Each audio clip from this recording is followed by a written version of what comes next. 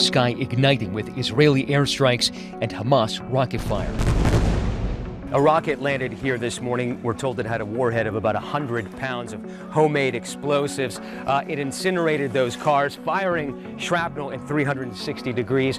The shock waves of the blast punched through these walls. Obviously, you can see the burn scars here, but something we just noticed is this pair of toddler shorts that apparently were blown out of this building. Now, nobody was hurt here, but it is scenes like this which make it much more likely that we're going to see what the UN is warning about, which is a possible full-scale war here.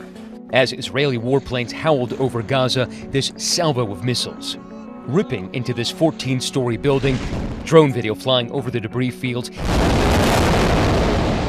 Israel said it was targeting Hamas infrastructure, but warned civilians before bombing. Hamas has launched over 1,600 rockets towards Israel the past few days, those rockets targeting the Tel Aviv metro area where nearly half of the population lives. A Palestinian rocket hitting this Israeli apartment building, rescuers scrambling to get people out, some brought out on stretchers. Those air raid sirens wailing almost hourly, including while we were on the air. Another siren sounding, which means there's about a minute and 30 seconds before the rockets start falling. There they are. You can see some of it looks like Iron Dome projectile rising right above us. And there is little sign of let up. And south of Tel Aviv, this horror. A mob of right-wing Jewish activists pulling a terrified Arab motorist out of his vehicle, even using an Israeli flag to beat him.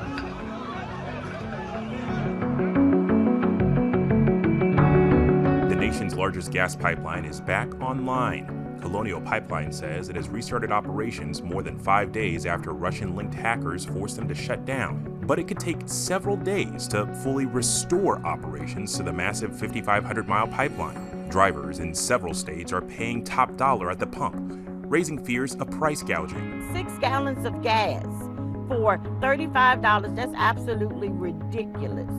And that's if they can even find gas. Hoarding does not make things better, and under no circumstances should gasoline ever be put into anything but a vehicle directly or an approved container.